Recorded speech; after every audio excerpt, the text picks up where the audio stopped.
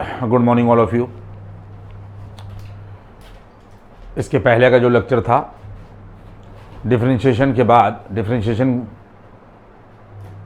बाद में हमने कॉन्टिन्यूटी पढ़ाना आप लोगों को शुरू की थी और एक लेक्चर कॉन्टिन्यूटी के ऊपर जो है हो चुका है। अब ये दूसरा लेक्चर है और जो पहले लेक्चर में हमने चीज़ें बताई थी, पहले मैं आपको लोगों को यहाँ के ऊपर हेडिंग डाल दूँ, कॉन्टिन्यूटी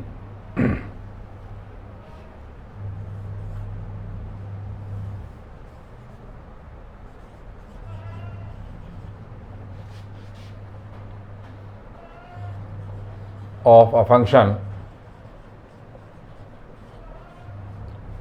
at a point हम लोग कहें या एट ए नंबर कहें, कोई फ़र्क नहीं पड़ता।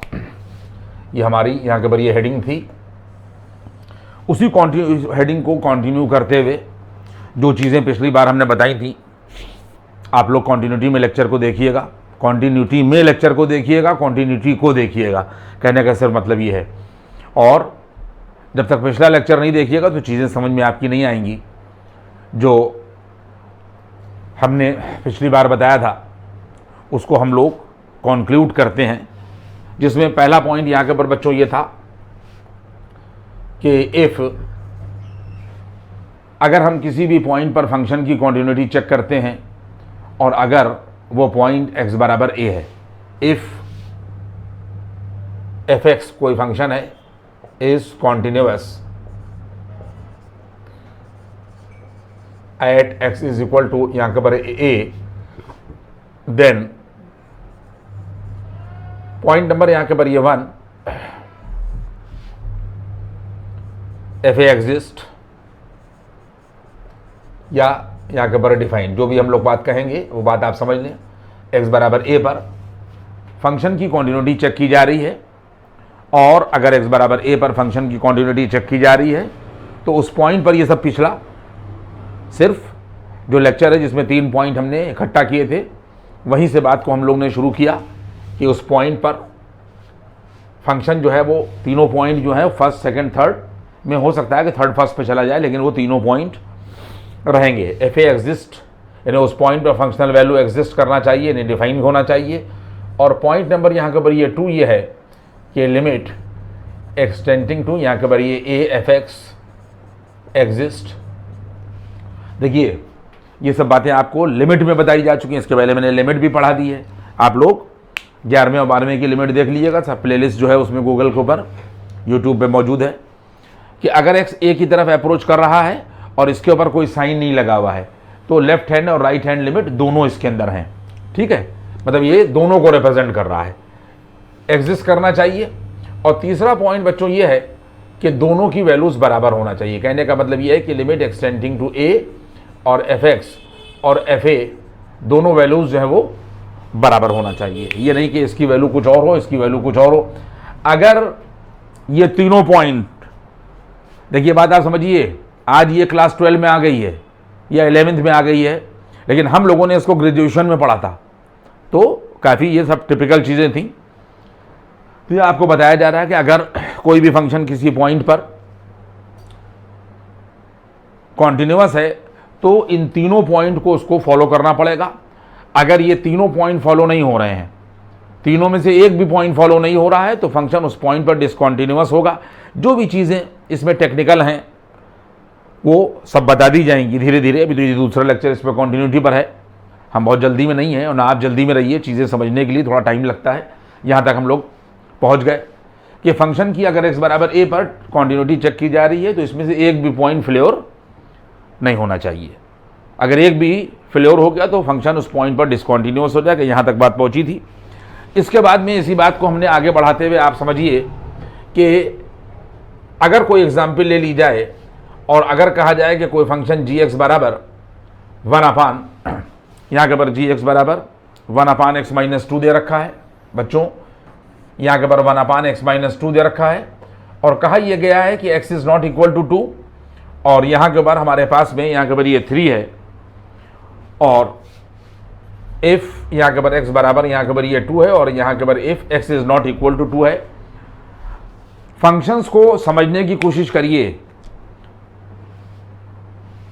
हमारा ये फंक्शन जो है वो दो पीसेस में दे रखा है, एक 1/x-2 दे रखा है और एक यहाँ पर ये 3 दे रखा है। ये वाला जो पीस है उसमें ये में रिस्ट्रिक्टेड डोमेन उसने कह दिया कि x is not equal to 2। बात भी सही है कि x बराबर 2 पर फंक्शन डिफाइन नहीं होगा। लेकिन अगला पीस उसने दे रखा है कि यही फंक्शन जो है, सेम फंक्शन x बराबर 2 पर जो है वो यहाँ पर 3 है।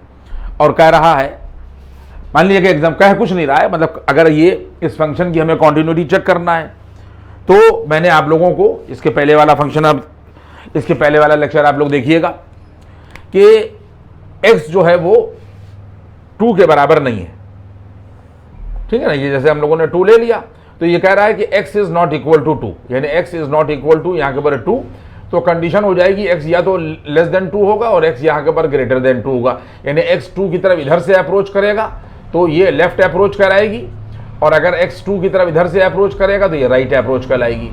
ठीक है, x 2 की तरफ अप्रोच कर रहा है। सामने की बात है कि ये फंक्शन x की हर वैल्यू के लिए डिफाइन होगा, लेकिन x बराबर 2 पर डिफाइन नहीं होगा क्योंकि x बराबर 2 पर डिनोमिनेटर 0 हुआ जा रहा है। तो इस तरीके की सिचुएशन को चेक करने के लिए हम लोग क्या करेंगे कि यहाँ के ऊपर लेफ्ट हैंड लिमिट बराबर यहाँ के ऊपर आ जाएगा, देखिए limit x tending to 2 minus और x लेस देन 2 किया जाएगा। और फंक्शन जो है, क्योंकि यही फंक्शन, एक बात आप और सुन लीजिए, क्यों x is not equal to 2 पर ये फंक्शन है, यानी इसका मतलब यह है कि x लेस देन 2 पर भी यही होगा और x ग्रेटर देन 2 पर भी यही फंक्शन होगा। वो अलग बात है कि फंक्शन की लिमिटिंग वैल्यू क्या होगी वो यहां पर हम लोग समझेंगे। और x-2 ये है।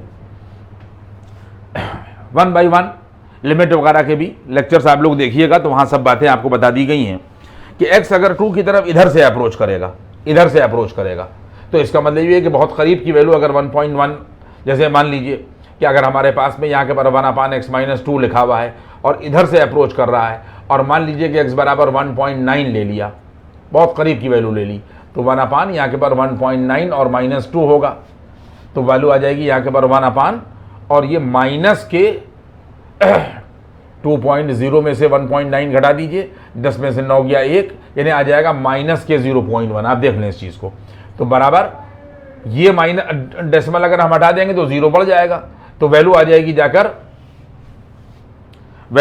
जाकर यहाँ के ऊपर माइनस का 10। क्या आ गई? माइनस का 10 आ गई, माइनस का 10। इसी तरीके से और अगर हम करीब चले जाएंगे तो 1.99 हो जाएगा, और करीब चली जाएंगे तो 1.999 हो जाएगा।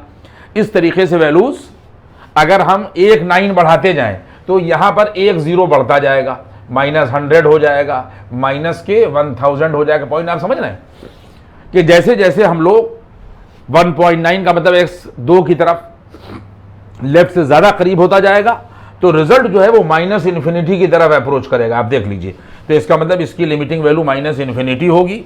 और इसी तरीके से राइट हैंड लिमिट बराबर यहाँ के पर आप लोग लिमिट x टेंडिंग टू 2 और यहाँ पर प्लस x ग्रेटर देन 2 कर दीजिए, तो वैल्यू आ जाएगी जाकर यहाँ के पर 1/, यहाँ के पर x-2 और बराबर रिजल्ट आ जाएगा प्लस। इसी तरीके से करके देख लीजिएगा कि जब इधर से अप्रोच करेगा तो पहले 2.1 लेके देख लीजिए तो 0.1 मिलेगा, ठीक है। और 0.1 में डेसिमल हटाइएगा तो ऊपर 0 बढ़ जाएगा, तो 10 हो जाएगा, फिर 100 हो जाएगा, फिर 1000 हो जाएगा, तो रिजल्ट +∞ की तरफ अप्रोच करेगा।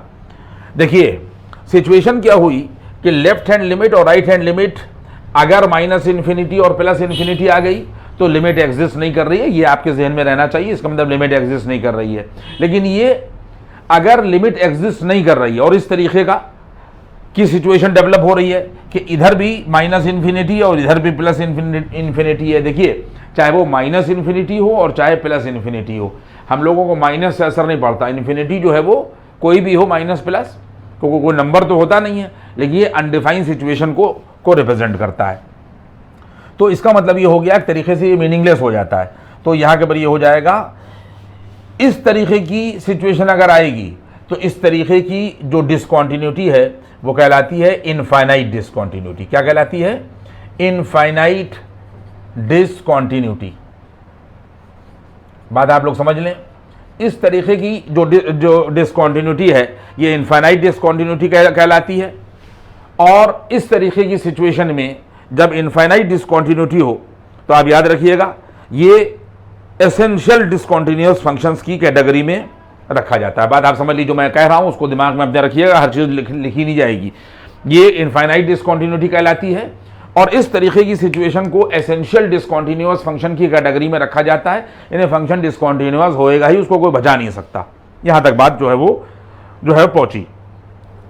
अब कभी कभी ऐसा होता है, इसी देखिए ये एसेंशियल डिसकंटिन्यूअस हो गया, एसेंशियल डिसकंटिन्यूअस।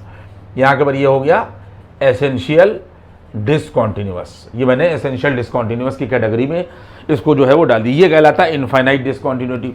देखिए कभी कभी ऐसा होता है, हमारे दिमाग में फंक्शन भी है, लेकिन सिर्फ बात आप तक पहुंचाना है कि कभी कभी ऐसा होता है कि किसी फंक्शन, कोई फंक्शन दे रखा है और हमने लेफ्ट हैंड लिमिट निकाली, वो इनफाइनाइट आ गई है। माइनस प्लस का चक्कर ना समझिए, माइनस भी आ सकती है प्लस भी। और राइट हैंड लिमिट निकाली, वो रियल आ गई। लेफ्ट हैंड लिमिट इनफाइनाइट और राइट हैंड लिमिट निकाली, कोई नंबर निकल आया, रियल नंबर निकल आया। तो इस तरीके की सिचुएशन में कि अगर लेफ्ट हैंड लिमिट इनफाइनाइट हो और राइट हैंड लिमिट जो है वो कोई रियल नंबर हो, या लेफ्ट हैंड लिमिट जो है वो कोई रियल नंबर हो और राइट हैंड लिमिट जो है वो अनडिफाइन हो जाए, तो इस तरीके की जो सिचुएशन है वो भी इनफाइनाइट डिसकंटिन्यूटी की कैटेगरी में जाती है। बात आप समझने कि वो भी इनफाइनाइट डिसकंटिन्यूटी की कैटेगरी में जाती है और इसको हम लोग मिक्स्ड डिसकंटिन्यूटी कहते हैं। क्या कहते हैं? Mixed discontinuity. यहां तक जो है वो बात पहुंची, मैंने आप लोगों को बातें बताई। इसके बाद में आप बात समझ लें कि दो तरीके की डिसकंटिन्यूटीज होती हैं। ये हेडिंग होगी यहां के ऊपर टाइप्स ऑफ डिसकंटिन्यूटीज। क्या होगा? यहां के ऊपर ये आ जाएगा, यहां के ऊपर टाइप्स ऑफ डिसकंटिन्यूटीज। आप देखें कि यहां पर हेडिंग है, यहां के ऊपर टाइप्स ऑफ डिसकंटिन्यूटीज।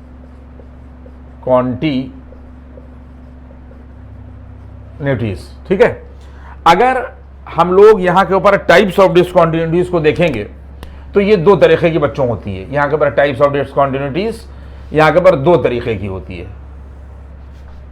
जो एक तरीके की टाइप्स ऑफ डिसकंटिन्यूटी है, यह है यहां के ऊपर फाइनाइट डिसकंटिन्यूटी, यहां के ऊपर यह है,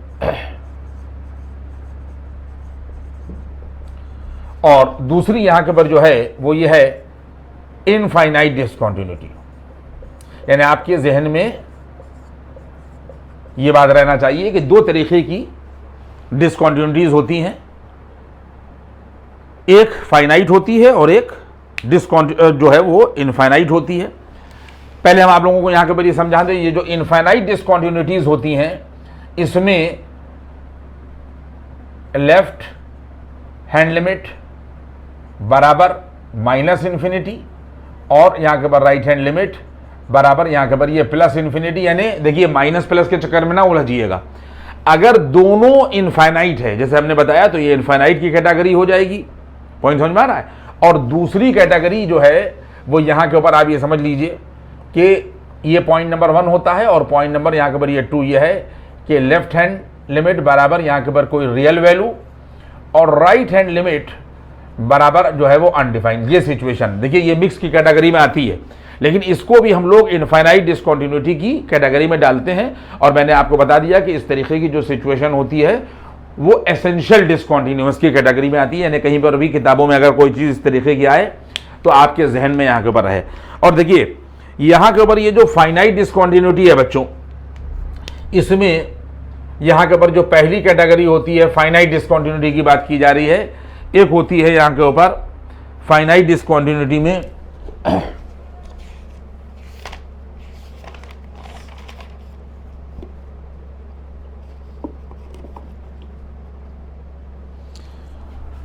नंबर 1 जो होती है वो यहाँ के ऊपर ये होती है नॉन रिमूवेबल। देखिए यहाँ के ऊपर यहाँ के ऊपर नॉन, बातों को समझते जाइएगा क्योंकि किताबों में इस तरीके के वर्ड्स जो है वो यूज़ होंगे।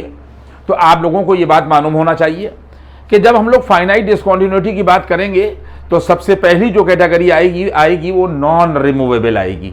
अच्छा, नॉन रिमूवेबल के लिए अब हर जगह आप फिगर तो बनाते नहीं फिरेंगे और ना फिगर आपको बनाना इतना जल्दी आएगा। नॉन रिमूवेबल डिसकंटिन्यूटी की मैथमेटिकल कंडीशन बच्चों ये होगी कि left hand limit is not equal to यहां के ऊपर राइट हैंड लिमिट। यानी कोई भी आप सवाल लगाइएगा, जब अभी सवाल लगेंगे तो आपके दिमाग में ये बात रहना चाहिए कि अगर लेफ्ट हैंड लिमिट निकाली जाए उस फंक्शन की किसी पॉइंट पर और उसी पॉइंट पर राइट हैंड लिमिट निकाली जाए और बराबर ना आए तो वो फाइनाइट डिसकंटिन्यूटी तो होएगी, दोनों ही रियल आएंगे लेकिन अलग अलग आएंगे, तो ये नॉन रिमूवेबल की कैटेगरी होगी। और इसके बाद में यहां के पर पॉइंट नंबर 2 यहां पर आएगी रिमूवेबल। देखिए दूसरी जो आएगी यहां के पर आ जाएगी रिमूवेबल डिसकंटिन्यूटी। लेकिन अभी हम आपको यहीं पर एक एग्जाम्पल के थ्रू इसको समझा दें, ज़्यादा टाइम को वेस्ट ना करते हुए।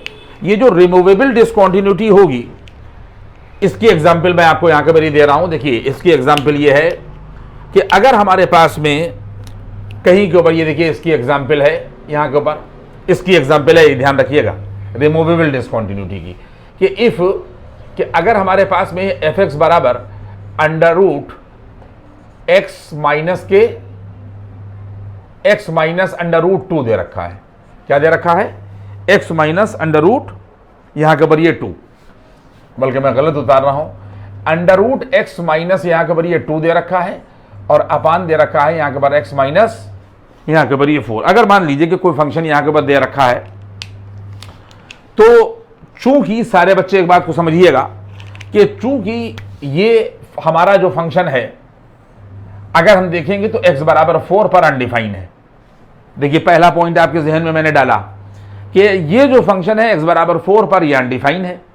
अगर ये x बराबर 4 पर अनडिफाइन है तो x बराबर 4 पर इसकी डिसकंटिन्यूटी अगर चेक की जाए और मान लीजिए कि अगर लेफ्ट हैंड लिमिट निकाली जाए, मान लीजिए x बराबर 4 पर ये अनडिफाइन है, ध्यान रखिएगा, तो लेफ्ट हैंड लिमिट जो हो जाएगी यहां पर आ जाएगा लिमिट x टेंडिंग टू, यहां के पर 4 पर माइनस लगा दिया और x लेस देन 4, क्योंकि 4 पर ये अनडिफाइन है। तो अंडर रूट एक्स माइनस 2 बच्चों ये लिखा जाएगा और x माइनस 4 यहां के पर ये लिखा जाएगा और इनटू का निशान लगा दिया जाएगा। देखिए एल्जेब्रिकली किसी भी फंक्शन को सॉल्व करने के तरीके आपके हो सकता है अलग हो और हमारे अलग हो, उससे कोई फर्क नहीं पड़ता। तो यहां पर अगर हम लोग अंडर रूट एक्स प्लस 2 से ऊपर और अंडर रूट एक्स प्लस 2 से हम लोग नीचे मल्टीप्लाई कर दें तो बराबर ये वैल्यू आ जाएगी, जाकर यहाँ के ऊपर लिमिट एक्स टेंडिंग टू, यहाँ के ऊपर ये 4 माइनस आ जाएगा और एक्स लेस देन 4 आ जाएगा। और बच्चों इसको a माइनस बी और a प्लस बी कहा तो रूट एक्स का होल स्क्वायर जो है वो x हो जाएगा और माइनस 2 का होल स्क्वायर जो है यहाँ के ऊपर ये 4 हो जाएगा और अपान का निशान लगेगा। और इसके बाद नीचे वाला x माइनस 4 जो है वो देखो ये लिख दिया गया और दूसरे ब्रैकेट में अंडर रूट एक्स प्लस 2 जो है ये लिख दिया गया। इसके बाद में ये x माइनस 4 कट जाएगा, सिर्फ हमारे पास क्या बचेगा, लिमिट एक्सटेंडिंग टू 4 और 1 upon under root x plus 2, यही बच गया। देखिए ये बचा 1 upon under root x plus 2। हम लोग लिमिट अप्लाई कर देंगे और जब बच्चों लिमिट अप्लाई करेंगे तो 1 अपान यहाँ के पर अंडर रूट 4 और प्लस यहाँ के पर ये 2, यहाँ पर 4 रख देंगे तो इसकी वैल्यू 2 हो जाएगी। जो रिजल्ट आएगा वो 1 अपान 4 आएगा बच्चों। इसी तरीके से अगर ये फंक्शन x बराबर 4 पर अनडिफाइन है तो x is not equal to 4, तो x लेस देन 4 पर भी यही फंक्शन लिया जाएगा और x ग्रेटर देन 4 पर भी यही फंक्शन लिया जाएगा। और जब हम लोग यहाँ के पर राइट हैंड लिमिट बच्चों निकालेंगे तो बराबर आ जाएगा यहाँ के पर लिमिट एक्स टेंडिंग टू, यहाँ के पर 4 प्लस और x ग्रेटर देन 4 और वैल्यू आ जाएगी अंडर रूट एक्स माइनस 2 और अपान यहाँ के पर x माइनस 4, यहाँ के पर ये आ गया। और अगर x 4 की तरफ राइट से अप्रोच कर रहा है तो फिर वही हम लोगों ने किया कि अंडर रूट एक्स प्लस 2 और अपान अंडर रूट एक्स और यहाँ के बाद ये प्लस 2 कर दिया और क्या वैल्यू हो जाएगी, इसका और इसका मल्टीप्लिकेशन ऊपर की तरीके से x माइनस 4 होगा और ये इससे कैंसिल हो जाएगा। फिर बचेगा 1 अपान यहाँ के ऊपर अंडर रूट एक्स प्लस 2 बचेगा बच्चों, सिर्फ 1 upon under limit x tending to 4 1 upon under root x plus 2, तो फिर वही वैल्यू आ जाएगी 1 अपान अंडर रूट 4 और प्लस यहाँ के ऊपर 2 बराबर यहाँ के ऊपर 1 अपान 4। इसका क्या मतलब हो गया, इसका मतलब ये हो गया कि लेफ्ट हैंड लिमिट और राइट हैंड लिमिट बराबर है, ठीक है। तो इसका मतलब ये हो गया कि लिमिट एग्जिस्ट कर रही है, लेफ्ट हैंड लिमिट और राइट हैंड लिमिट दोनों रियल है और बराबर है, इसलिए कहा जाएगा यहां के पर लिमिट यहां के पर एग्जिस्ट। लिमिट क्या कर रही है, एग्जिस्ट कर रही है। बात समझ में आ रही है, लिमिट एग्जिस्ट। अब सुनिए मेरी बात को, चूंकि ये जो फंक्शन है वो ये आया, यहां के पर ये एफ एक्स बराबर यहां पर हमारे पास दिया हुआ था अंडर रूट एक्स माइनस 2 और अपान एक्स माइनस 4। देखिए किस तरीके से डिसकंटिन्यूटी को रिमूव करते हैं, किताब में बड़ी भारी भरकम लैंग्वेज दे रखी होगी और फंक्शन दे रखा होगा और बाकी बातें आपको समझना होंगी। और उसमें सब्जेक्ट में एक वर्ड ये दिया होगा कि now redefine the function and remove the discontinuity at this point. ये इस तरीके की लैंग्वेज उसके अंदर दी हुई होगी। एफ एक्स बराबर यहाँ के पर ये है और x is not equal to 4। अब हम देखिए अब रीडिफाइन कर रहे हैं, हम फंक्शन को रीडिफाइन कर रहे हैं और यहाँ पर ये आ गया। और सिर्फ बात इतनी है कि x बराबर 4 पर ये अनडिफाइन था तो x is not equal to 4 लिख दिया गया। अगर एफ एक्स बराबर, आप देख लें इस चीज को, यहाँ के पर ये लिख दिया गया और एफ एक्स बराबर आप इसको इस तरीके से यहाँ के पर इस तरीके से लिखिए कि हमारे पास में यहाँ के पर ये एफ एक्स और बराबर का निशान लगा दीजिए तो ये वैल्यू आ गई और वैल्यू आ जाएगी जाकर यहाँ के पर क्या है 1/4। कब? जब x बराबर यहाँ के पर ये 4। देखिए फंक्शन जो है वो ये भी हटा दीजिए यहाँ से, ठीक है, यहाँ से ऐसे कर दीजिए। देखिए ये आ गया। अगर हम इस फंक्शन को रीडिफाइन करके x बराबर 4 पर मान लें, क्या कर लें यहाँ के पर देखिए मान लें कि x बराबर 4 पर 1/4 वैल्यू है तो ये फंक्शन x बराबर 4 पर कॉन्टिन्यूअस हो जाएगा। सारे बच्चे कान खोल के सुन लें। सिर्फ इतनी बात ये करी जाती है कि लेफ्ट हैंड लिमिट और राइट हैंड लिमिट अगर बराबर है तो फंक्शन की डिसकंटिन्यूटी जो है वो रिमूवेबल होगी। सिर्फ इतनी बात होगी कि जो इसकी लिमिटिंग वैल्यू आ रही है ये 1/4, बस x बराबर उस पॉइंट पर, यानी f पॉइंट नंबर 1 क्या हो जाएगा। अब आप देख लीजिए इस चीज को कि हम लोग क्या करेंगे। अगर f4 बराबर यानी x बराबर 4 पर फंक्शन की वैल्यू 1/4 आ गई। दूसरा पॉइंट क्या हो गया कि अगर हम यहां के पर लिमिट x टेंडिंग टू यहां के पर 4 करें, यानी दोनों तरफ से, दोनों तरफ का मतलब यह है कि लेफ्ट और राइट दोनों इसमें आ गई तो वैल्यू 1/4 आ गई। और उसके बाद में हमारे पास में जो तीसरा पॉइंट होगा वो क्या होगा, ये आ जाएगा लिमिट x टेंडिंग टू यहां के पर ये 4 और यहां के पर fx और बराबर ये आ जाएगा f4, यानी दोनों वैल्यूज बराबर आ गई तो फंक्शन x बराबर 4 पर कॉन्टिन्यूअस हो जाएगा। सिर्फ आपका काम ये होगा कि जो लिमिटिंग वैल्यू है x बराबर उस पॉइंट पर फंक्शनल वैल्यू आप वो कंसीडर कर लें तो फंक्शन फिर इस कंडीशन में आ जाएगा रीडिफाइन होने के बाद में। यहां पर क्या था, x is not equal to खाली 4 था, ये बात आपने इसके अंदर बढ़ा दी तो ये रीडिफाइन हो गया। और रीडिफाइन होने के बाद में जब आप इसको सॉल्व करेंगे तो इस फंक्शन की डिसकंटिन्यूटी जो है वो रिमूव हो जाएगी। ये रिमूवेबल डिसकंटिन्यूटी मैंने आपको बताई। अब और आगे बढ़िए, ये रिमूवेबल बता दी। रिमूवेबल कब होगी कि जब लेफ्ट हैंड लिमिट और राइट हैंड लिमिट एग्जिस्ट करेगी यानी बराबर होगी तो हम लोग भी फंक्शनल वैल्यू को उसके बराबर मान लेंगे तो वो रिमूवेबल की कैटेगरी आ जाएगी। मैंने पूरी आपको समझा दी। दूसरी में लेफ्ट हैंड लिमिट और राइट हैंड लिमिट यहां के पर बराबर होना चाहिए, ये मैंने आपको समझाया। फिर और आगे बढ़े हम, देखिए और आगे बढ़े और आगे बढ़ने के बाद में यहां पर क्या हुआ, यानी इसमें क्या सिचुएशन है, रिमूवेबल कब होगी कि इफ यहां के बाद लेफ्ट हैंड लिमिट और इज इक्वल टू यहां के बाद राइट हैंड लिमिट। ये रिमूवेबल की कैटेगरी देखिए दो हो गई, फाइनाइट में एक नॉन रिमूवेबल हुई, एक रिमूवेबल हुई। इसके बाद में बच्चों तीसरा पॉइंट में देख लो, तीसरा पॉइंट ये होगा ऑसिलेटिंग। क्या है, ऑसिलेटिंग डिसकंटिन्यूटी।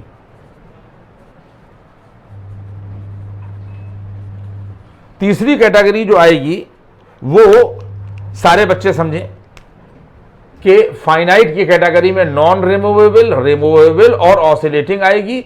और ऑसिलेटिंग की भी एग्जांपल आप समझ लें, ये ऑसिलेटिंग हो गई कि अगर हमारे पास कोई फंक्शन एफ एक्स बराबर यहां के पर दे रखा है साइन और यहां के पर 1/x बच्चों दे रखा है तो आप खुद ही समझ लीजिए कि अगर हम साइन को देखें और इसके बाद में इस फंक्शन को देखें तो 1/x में x हर वैल्यू को एक्सेप्ट करेगा लेकिन 0 को एक्सेप्ट नहीं करेगा तो x बराबर 0 पर यह अनडिफाइन हो जाएगा।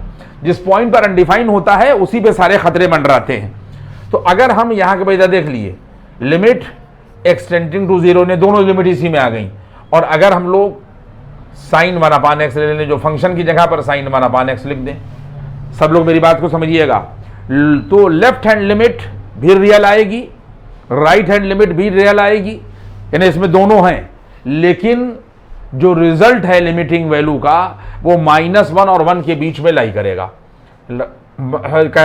इसमें ऑसिलेट यहां पे लिखा जाएगा, यहां के पर वैल्यू ऑसिलेट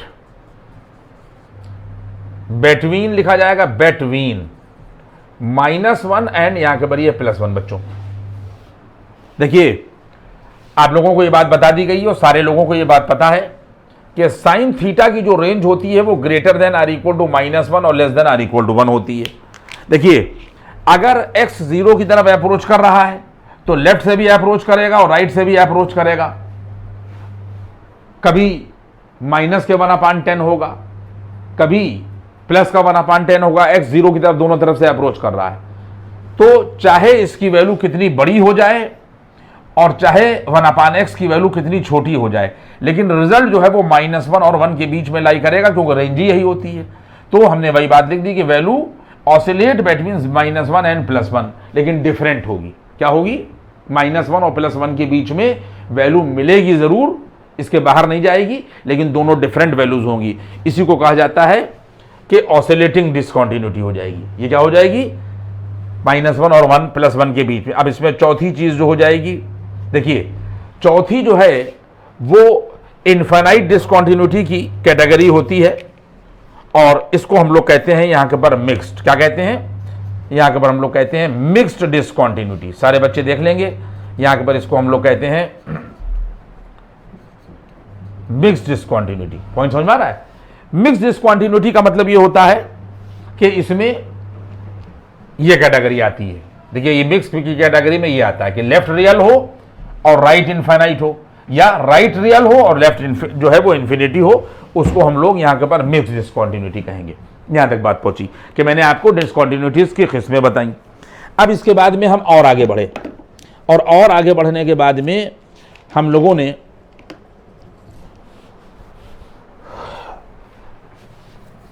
इसको पहले रब करते हैं।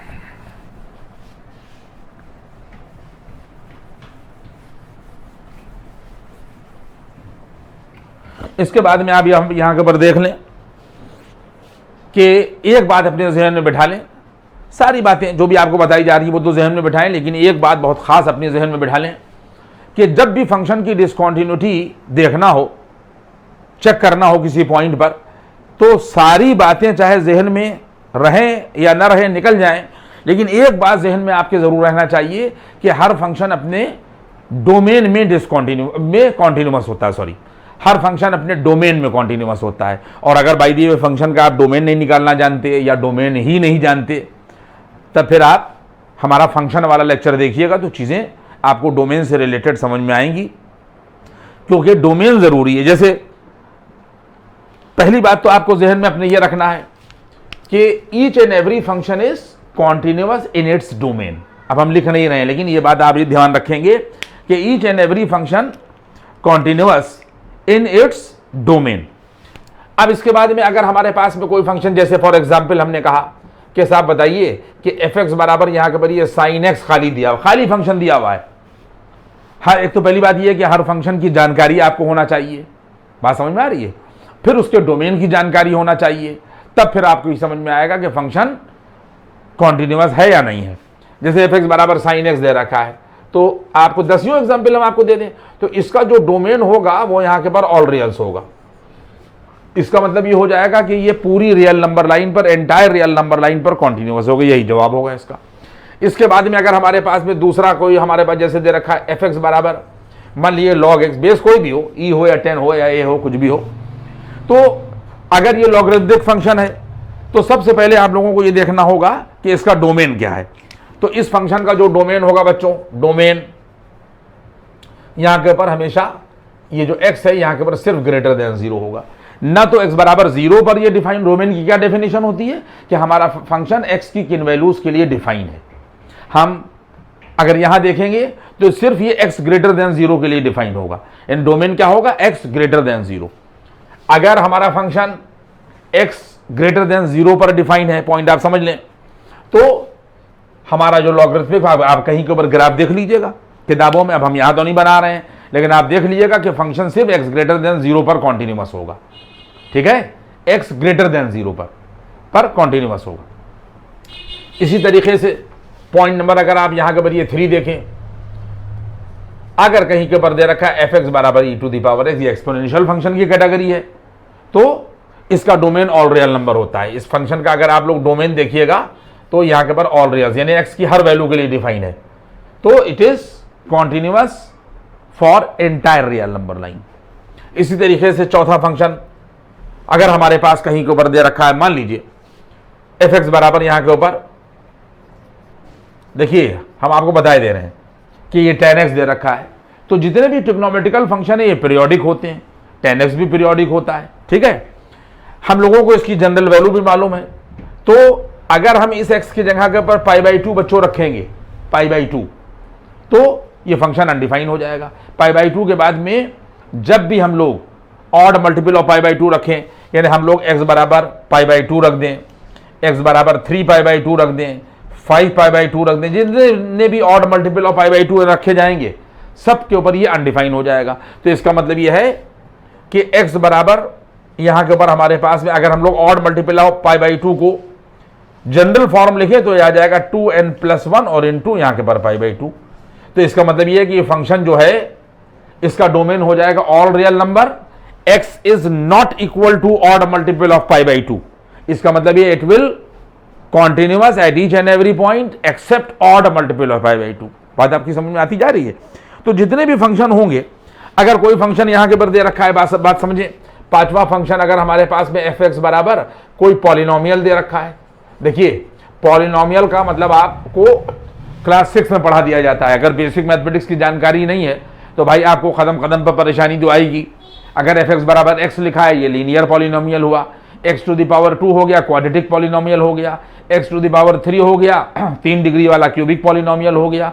इसी तरीके से 4 डिग्री में कोई इक्वेशन लिखी हुई है जनरल टाइप, बहुत से कोई भी 4 डिग्री का पॉलिनोमियल है। देखिए ये तो मैंने आपको सिंगल बताया, वरना हमारे पास में अगर पॉलिनोमियल का मतलब ये होता है कि कोई भी पॉलिनोमियल की डिग्री इस बात पर डिपेंड करती है कि उसमें x के ऊपर या वेरिएबल पर हायर पावर क्या है। अगर कहीं पर लिखा हुआ है ax⁴, मान लीजिए लिखा हुआ है ax⁴ plus bx³ plus cx² plus dx और प्लस e लिखा हुआ है, ये लिखा हुआ है, तो हम लोग यहां से लगाकर हर टर्म को देखेंगे तो सबसे हायर पावर ये नजर आएगी। इसका मतलब 4 डिग्री का पॉलिनोमियल है। तो जितने भी पॉलिनोमियल हैं इनका डोमेन ऑल रियल नंबर होता है, जितने भी पॉलिनोमियल हैं, और अगर इसका डोमेन ऑल रियल नंबर है तो ये x की हर वैल्यू के लिए डिफाइन होगा और एंटायर रियल नंबर लाइन पर कॉन्टिन्यूअस होगा। ये बात अपने जहन में आप लोग यहां के ऊपर रख लें। अब इसके बाद में फिर हमारे पास में यहां के ऊपर ये दे रखा है, देखिए सवाल अगर आपको करना, देखिए यहां तक समझा दिया।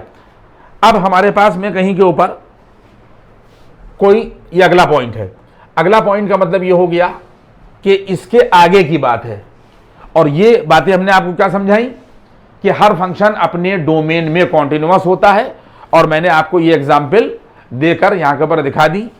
मेनली क्या है कि आपको फंक्शन की पहचान हो और उसके डोमेन की पहचान हो, तो बेसिक जो छोटी छोटी प्रॉब्लम्स हैं आप तुरंत लगा लेंगे। इसके बाद में अगली चीज पर हम जा रहे हैं कि अगर हमारे पास में कहीं के ऊपर कोई फंक्शन f(x) बराबर √x-2 दे रखा है और प्लस √2- यहां के ऊपर ये x दे रखा है, बात आप समझिए। ये बात भी अभी हम आपको लिखा देंगे कि अगर हमारे पास में कोई फंक्शन एक से ज्यादा फंक्शन का सम है या डिफरेंस है या प्रोडक्ट में दिया हुआ है या दो फंक्शन का क्वोशंट दे रखा है, ऊपर नीचे फंक्शन दे रखे हैं, तो हम लोग जनरली उसका भी आपको चार्ट बनाकर हम देंगे, अभी देंगे या अगले उसमें लेक्चर में देंगे, और उसमें हम आपको समझा देंगे कि किस तरीके से फंक्शंस के सम की, डिफरेंस की, प्रोडक्ट की, क्वोशंट की कॉन्टिन्यूटी जो है वो होती है। देखिए अब जैसे यहां पर एग्जांपल समझिए कि अगर हमारे पास में कोई फंक्शन यहां के ऊपर ये दे रखा है, तो आप खुद समझ लीजिए कि एक फंक्शन हमारे पास में यहां के ऊपर ये है और दूसरा फंक्शन हमारे पास में ये है। मान लीजिए कि f(x) बराबर यहां के ऊपर f1x और प्लस f2x दे रखा है। इस तरीके के फंक्शन का, देखिए बहुत एग्जाम्पल आपको नहीं समझा पाएंगे, लेकिन ये बात आप समझ लें कि इस तरीके के फंक्शन का जो डोमेन है उसके निकालने का तरीका ये होता है कि हम लोग पहले इसका डोमेन निकालें, इसका। तो जब हम इसका डोमेन निकालेंगे तो हमें डोमेन निकालने का तरीका मालूम होना चाहिए कि अंडर रूट में अगर कोई चीज है तो उसका डोमेन जो है वो हमेशा greater than or equal to 0 होता है, ये है, यानी √x का domain x greater than or equal to 0। तो इसका डोमेन क्या हो जाएगा बच्चों, x greater than or equal to 2। देखिए हमने बॉक्स में कर दिया, इसके बाद में फिर दूसरा क्या हो जाएगा, दूसरा इसका डोमेन निकालना, ये दूसरा फंक्शन आ गया। फिर हम लोग यहाँ के पर करेंगे 2 - x greater than or equal to 0, वही तरीका। तो ये आ जाएगा यहाँ के पर 2 greater than or equal to x, और या हम 2 greater than or equal to x, या हम लोग लिखेंगे x less than or equal to यहाँ के पर 2। देखो बात को, ये आ गई, ये आ गया सिचुएशन। तो इसका मतलब ये हो जाएगा, सुन लीजिएगा, अगर 2 से ज्यादा भी फंक्शन हो, यहीं पर बात को आप समझ लीजिएगा, अगर 2 से ज्यादा भी फंक्शन हो, चाहे वो प्रोडक्ट की फॉर्म में हो, चाहे डिफरेंस की फॉर्म में हो, चाहे वो सम की फॉर्म में हो, और चाहे वो क्वोशंट की फॉर्म में हो, ठीक है।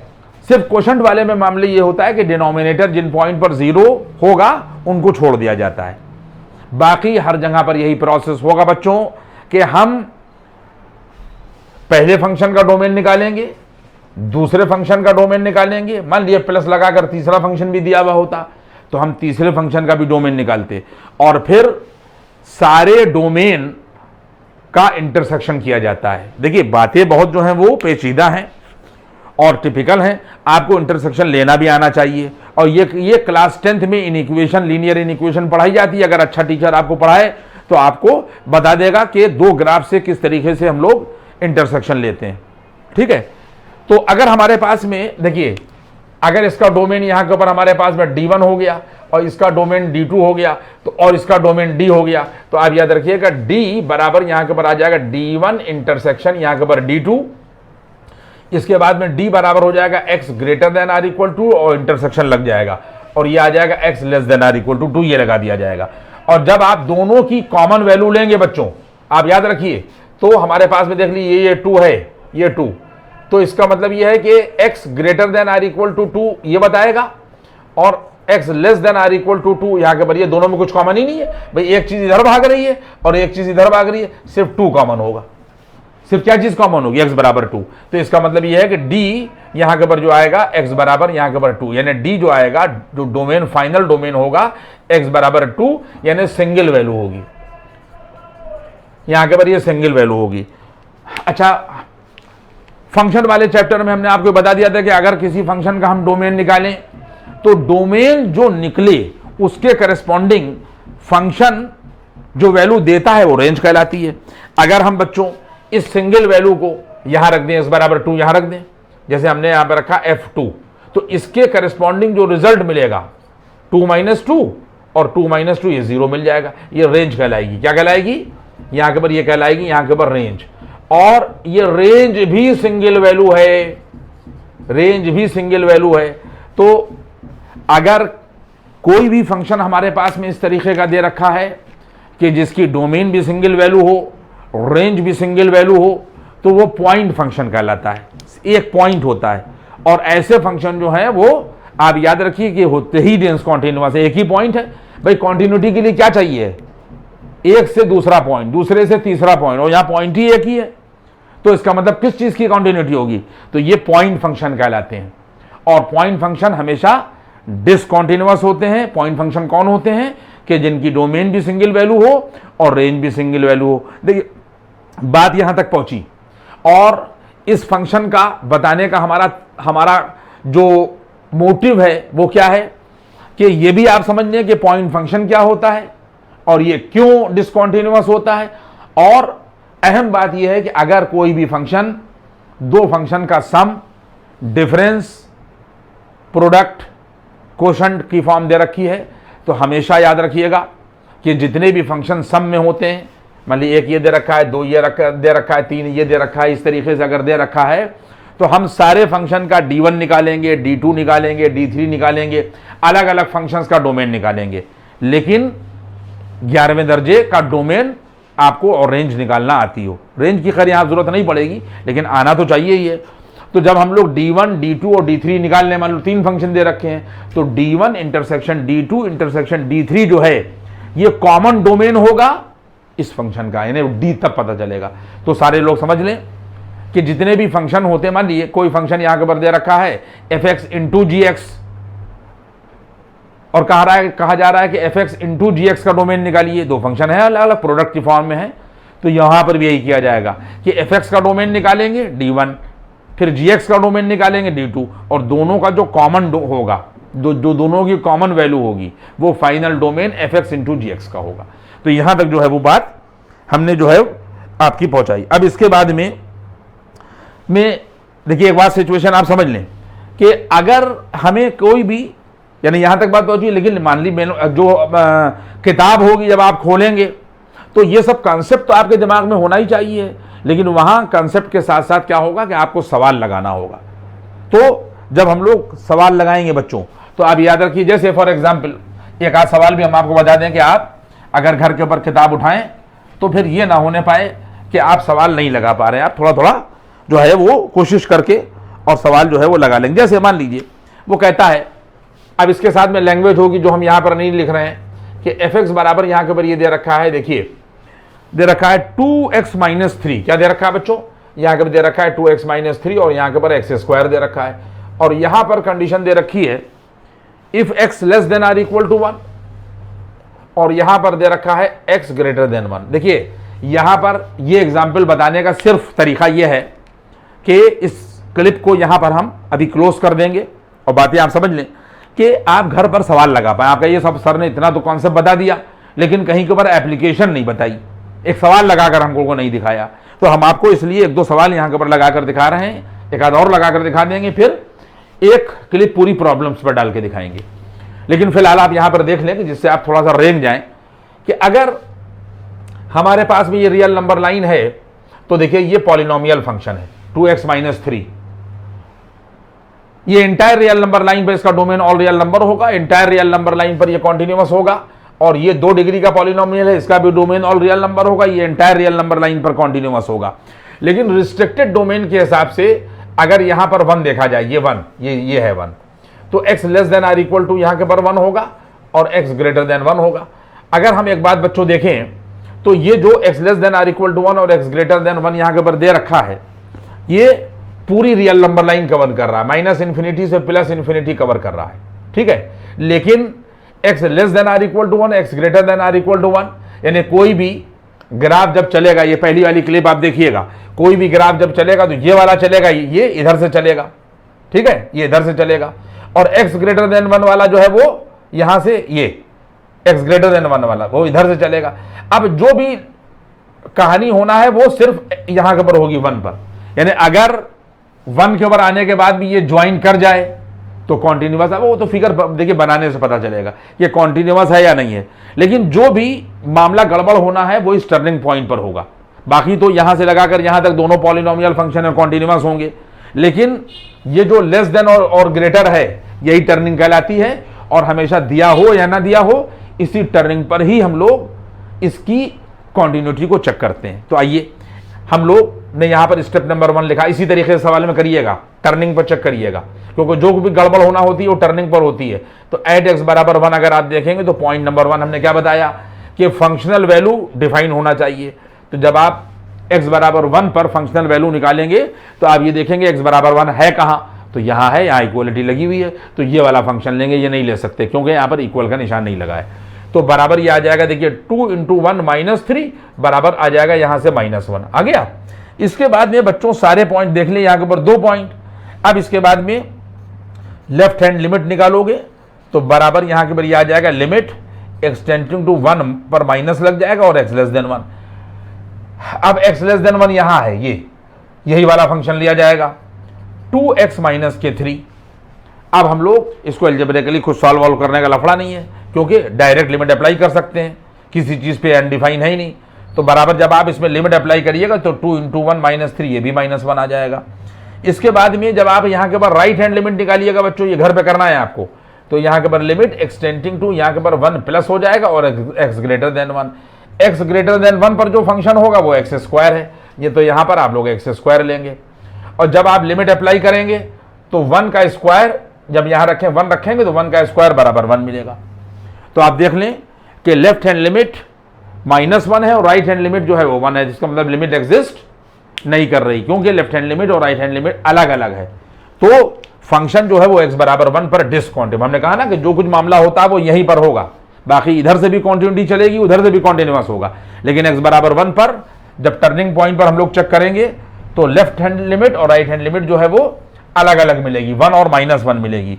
तो लिखा जाएगा कि left hand limit is not equal to यहाँ के ऊपर right hand limit at x बराबर 1, तो सेकेंड पॉइंट जो है वो फेल हो गया। जो हमने आपको लिखाया था वो सेकेंड पॉइंट यहां के ऊपर फेल हो गया। Limit does not exist, therefore the function is discontinuous at x बराबर यहां के ऊपर 1। और इसके बाद में अगर अब देखिए ये मैंने आपको दिखा दिया, अब इसको पॉज करके आप लोग समझ लीजिएगा और इसके बाद में मान लीजिए एक आध सवाल मैं आपको इसीलिए बता दे रहा हूं कि आप चीजें जो है वो यहां के ऊपर समझ जाएं कि अगर हमारे पास में कहीं के ऊपर ये दे रखा है, मान लीजिए कि एफ एक्स बराबर कोई फंक्शन, ये भी एग्जाम्पल है कि मॉड एक्स माइनस 3 दे रखा है और मॉड एक्स माइनस 3 और इसके आगे यहां के ऊपर लिखा हुआ है if x is not equal to 3 और बराबर यहां के ऊपर लिखा हुआ है 2।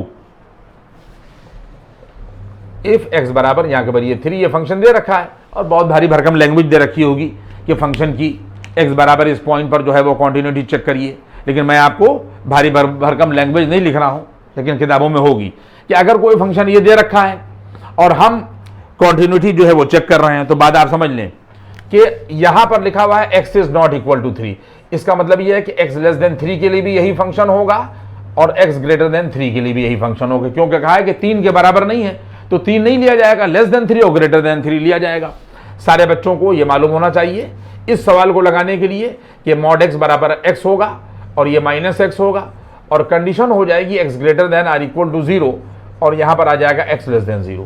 ठीक है, तो अगर हम इस फार्मूले का इस्तेमाल इस मॉड एक्स माइनस 3 में करें और एक्स की जगह के ऊपर एक्स माइनस 3 रख दें तो ये वैल्यू आ जाएगी एक्स माइनस के 3 और ये आ जाएगा माइनस के एक्स माइनस 3 और यहां के ऊपर आ जाएगा x minus 3 greater than or equal to 0 और ये रिजल्ट आ जाएगा एक्स माइनस के 3 लेस देन, जहां जहां एक्स था वहां सिर्फ इस फार्मूले में एक्स माइनस 3 रख दिया गया।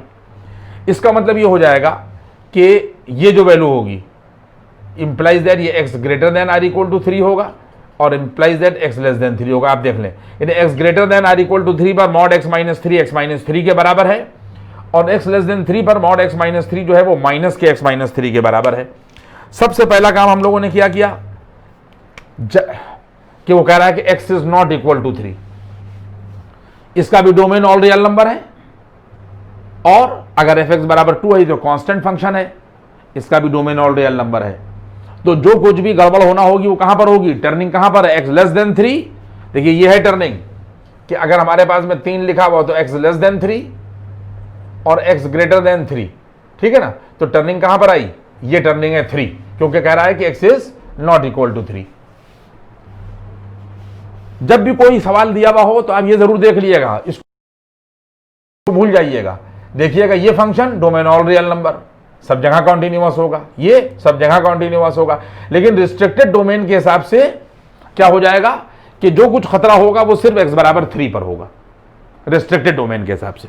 ठीक है, तो हम लोग देखिए यहां पे लिखेंगे एट एक्स बराबर यहां के ये 3, तो पॉइंट नंबर 1 जब तुम लोग f3 की वैल्यू निकालोगे तो the value of the function at x बराबर 3 क्या हो जाएगी 2, यानी बराबर 2। ये देखिए पहला पॉइंट सही है बिल्कुल ही, पहला पॉइंट इसका मतलब एग्जिस्ट, इसका मतलब हो गया जब वैल्यू मिल गई तो हमको हम लोग कहेंगे एग्जिस्ट। इसके बाद में सारे बच्चे देख लें कि जब लेफ्ट हैंड लिमिट निकालिएगा, ये देखिए लेफ्ट हैंड यहां के पर लिमिट बराबर यहां पर लिखेंगे लिमिट एक्स टेंडिंग टू 3 पर माइनस लगाओगे, एक्स लेस देन 3 लिखोगे और फंक्शन लिख दोगे मॉड एक्स माइनस के यहां के पर 3, ये फंक्शन लिख दोगे क्योंकि लेस देन 3 पर भी मॉड एक्स माइनस 3 है और ग्रेटर देन 3 पर भी यही है।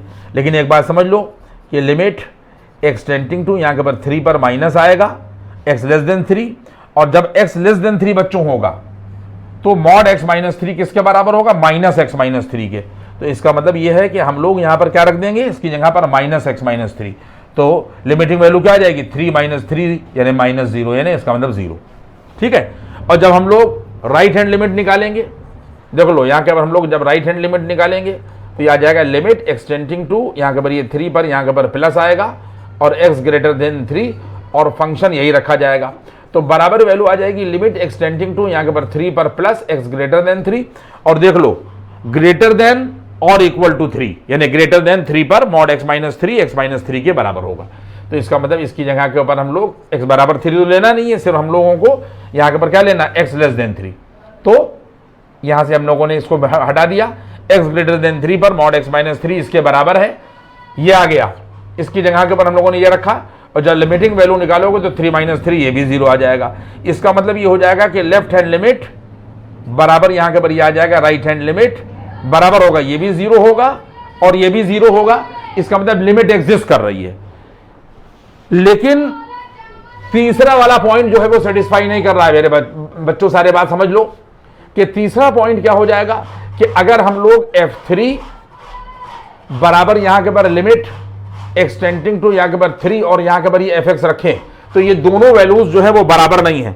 यहां के पर दोनों वैल्यूज जो है वो 0 बराबर नहीं होंगी। जो f3 है वो क्या हो जाएगा, f3 जो है वो 2 है। आप देख लीजिए इस चीज को, ये f3 जो है वो 2 निकाला है और फिर इक्वल का निशान लगाया, तो हम लोग इक्वल का निशान नहीं लगा सकते क्योंकि ये दोनों बराबर नहीं है और ये 0 आ गया। इसका मतलब जो तीसरा पॉइंट है यानी फंक्शनल वैल्यू और लिमिटिंग वैल्यू ये आपस में बराबर यहां के ऊपर नहीं हो रही है, लिमिट लेकिन एग्जिस्ट कर रही है। तो ये रिमूवेबल डिसकंटिन्यूटी की कैटेगरी में आएगा। आप बात समझ लीजिए कि अगर आप इसको रीडिफाइन करिए और सिर्फ आप इतना काम कर दिए कि fx बराबर mod x - 3 और if x is not equal to 3 लिखिए और x बराबर 3 पर सिर्फ इतना काम आप कर दिए कि यहां के ऊपर 0 लिख लिए। क्या लिख दिए, सिर्फ यहां पर 0 लिख दिए, तो ये रीडिफाइन होकर फंक्शन जो है वो कॉन्टिन्यूअस हो जाएगा।